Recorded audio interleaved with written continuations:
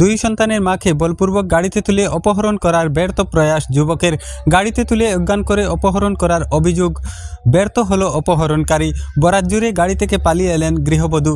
এই চাঞ্চল্যকর ঘটনাটি সোনাইকাজীডহর প্রথম খণ্ডের খবর চাউর হতেই এলাকা জুড়ে তীব্র চাঞ্চল্য। অপহরণকারীর বিরুদ্ধে কঠোর পদক্ষেপ নিতে পুলিশ প্রশাসনের দৃষ্টি আকর্ষণ করলেন পরিবারের সদস্যরা। পরিবার সূত্রে জানা যায়, পয়লাপুলের এক যুবক নাম মনা ওরফে সমীর কর্মসূত্রে সোনাই সমষ্টির কাজীডহর প্রথম খণ্ডের নিজের বোনের বাড়িতে থাকত। পাশের ঘরের তসির আলীর ছেলে মিনাজুল হোসেনের সাথে মনা ওরফে সমীরের সম্পর্ক গড়ে ওঠে। প্রায়ই মনা মিনাজুল হোসেনদের বাড়িতে আসা যাওয়া করত। মিনাজুল হোসেনের পরিবারের অভিযোগ, গত কয়েকদিন আগে মনা তাদের ঘর থেকে কিছু জরুরি নথিপত্র চুরি করে নিয়ে যায়। তারপর মিনাজুলের স্ত্রী পিঙ্কি বেগম মনাকে ফোনযোগে তাদের নথিপত্র ফেরত দেওয়ার জন্য বলে। তখন মনা পিঙ্কি বেগমকে রাস্তায় বের হয়ে নথিপত্রগুলি নেওয়ার জন্য বলে এবং সে আসছে বলে জানায়। তখন সন্ধ্যা রাত বৃহস্পতিবার আনুমানিক 6টায় পিঙ্কি ঘর থেকে বেরিয়ে রাস্তায় আসলে মনা বলপূর্বক তাকে গাড়িতে ওঠার জন্য বলে এবং কিছু সময় পর অজ্ঞান হয়ে যায় পিঙ্কি। মধ্যরাতে হুঁশ ফিরলে পিঙ্কি নিজেকে গাড়ির ভিতরে দেখতে পায়। পরে পিঙ্কি সেখান থেকে পালিয়ে কোনো মতে বাড়িতে পৌঁছে সংবাদ মাধ্যমের সামনে এমনই ঘটনার বিবরণ তুলে ধরে পিঙ্কি। তবে এ ঘটনা নিয়ে এলাকার জনমনে বিভিন্ন প্রশ্ন ঘুরপাক খাচ্ছে।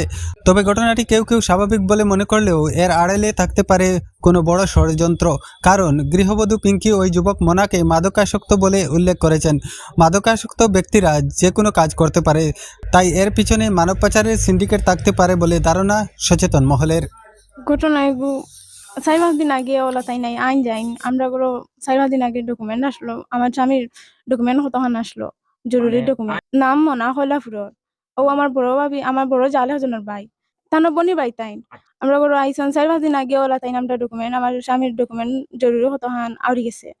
তে আমার সন্দেহ হয়েছে তানোর উপরে, হইতে তাই না আমরা রুমও হামাইছন, আমার রুমও হামাইয়া তাই বাড়ি গেছেন গিয়া। পরে আমি তানে ফোন করে জিগাইছি বলে আমার ডকুমেন্ট তুমি নিছো নি? তাই কইছেন আমি নিছি। আমি কইছি আমার ডকুমেন্ট দিলাম, আমার টিয়া কইছেন তোমার ঘরের সামনে তুমি বারো। আমি সেই হিরন ডাক্স গাঞ্জা মদ সব তা খায়, তাহলে আমার তার উপরে আমার সন্দেহ হয়েছে। আমি তারে ফোন করে জিগাইছি, জিগানির পরেও হে আমার কইছে আমি নিছি। আমি কইছি আমার ডকুমেন্ট দিলাম, আমার কইছে আমি তোমার ঘরের সামনে আও, আমি তোমার দিয়া। আমি আমার ঘরের সামনে বাড়িয়েছি, আমরা অন্য দোকানে একটা আছে, দোকানে অন্য যাওয়ার পরে আমার কইছে তুমি তোরা আও গাও। আমি গেছি, যাওয়ার পরে জবরদস্তি করি আমার গাড়ি তুলে দিছে। গাড়ি তোলার পরে আমি কইছে আমার ডকুমেন্ট দিলাম, কইছে আমি দিমু আও তুমি। আর তোরা যাওয়ার পরে হে কিতা করছে আমি কইতে পারি না, কিতা একটা আমার হুঙ্গাইছে। হুঙ্গানির পরেও আমি কিছু কইতে পারি না। আধা রাত পরে আমি উঠি দেখি গাড়ির মাঝে খেয়েও নাই। পরে আমি দৌড়াই বাঁকা জায়গা আইছি, এই আমরা সোনাইর গাড়ি হান উঠিছি।